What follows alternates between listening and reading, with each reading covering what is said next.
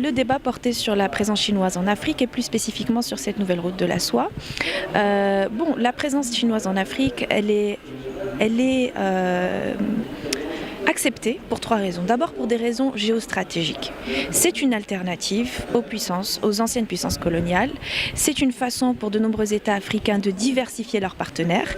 Donc sur le plan géostratégique, autant pour les pays africains que pour la Chine qui souhaite être reconnue comme une puissance du Sud, comme une puissance qui développe les coopérations Sud-Sud, c'est quelque chose qui est gagnant-gagnant. Sur le plan politique également, puisque la Chine n'impose pas de principe de conditionnalité, en ce qui concerne la conditionnalité démocratique.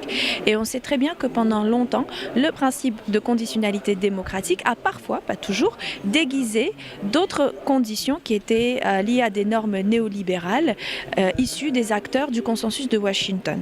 Et donc ça a été énormément critiqué vis-à-vis des pays de l'Occident. La Chine ne s'investit pas de cette façon-là. Donc sur le plan politique également, elle est bienvenue.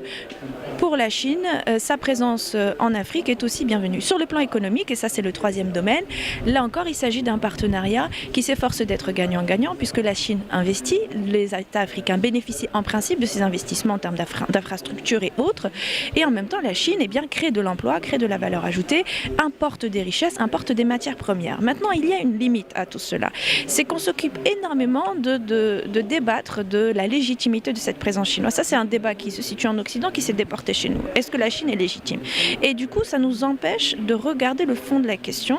Quel est le contenu de ces projets? Ces projets sont-ils durables? Les projets, par exemple, d'infrastructures liés à la nouvelle route, est-ce qu'ils sont durables? Et pour le savoir, il faut évaluer la dimension environnementale telle qu'elle est prise en compte dans ce projet.